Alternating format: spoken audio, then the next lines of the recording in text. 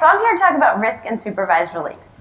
And I'm going to just step back for a minute. These are kind of technical terms. And I want to look at it sort of zoomed out.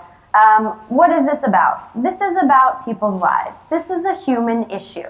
This is about who is going to Rikers tonight that could be better served in the community, that is not there for purposes of public safety.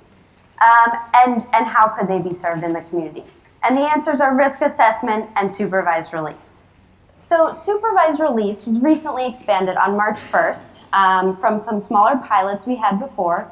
And over the past year, the Mayor's Office of Criminal Justice has been working with experts from around the country, from researchers, from other jurisdictions who have done things like this. And we've been recently working with a local steering committee of judges, prosecutors, defense attorneys to figure out what are the best practices, what have people around the country learned, and how can we apply that to New York City. And one of the key points we learned is that it is really critical to think about risk assessment in a setting like this. So as some people mentioned earlier, New York State has a relatively unique bail statute in the sense that judges here are only permitted to look at failure to appear when thinking about bail decisions and not think about dangerousness. And this chart shows sort of the outcomes of a system that utilizes that principle. So for the most part, this is not all bad. There's good trends here, but there's a few things that we can look at and think about, is this in the best interest of public safety, and how can we make some changes here? So, for example, of felony defendants who posted bail during the pendency of their case, 43% of them were high risk of rearrest. So they posted bail, went home without any supervision. And then you have misdemeanor defendants who were detained throughout the pendency of their case. 33% of them are low risk of rearrest. And in a minute, I'm going to tell you why that's even more troubling than you may think. But I also want to say that this is not the whole story. Judges have other information in front of them for sure that they need to use to make a bail decision. And they should, and it should be an individualized decision. But risk can help. Risk can help change the way the tide that these are going.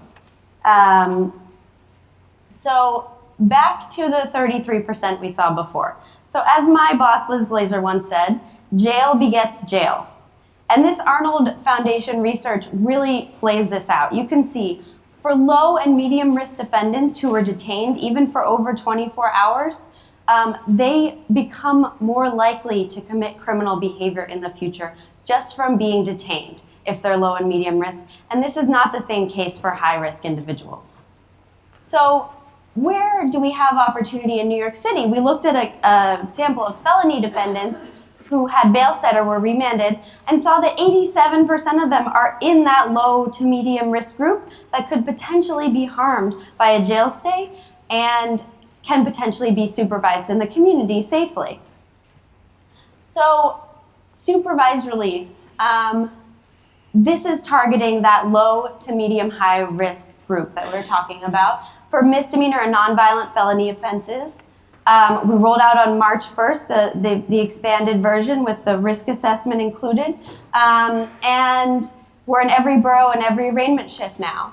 So the meat of the program is check-in with the supervision caseworker, phone call, and the frequency of those check-ins is determined based on the person's risk as well. And we learned that from the risk-need responsivity principle, that it's really important to target people's needs at a level that's appropriate to their risk.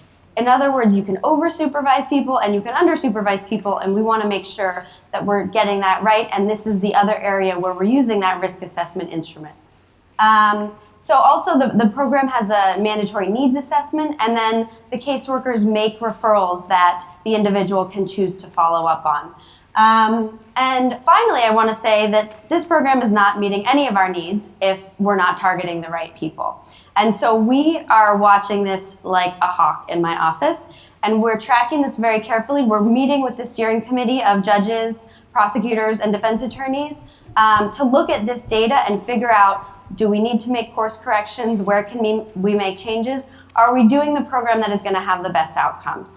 So we're going to be watching this, and we hope to have something more to report to you in a few weeks. Thanks.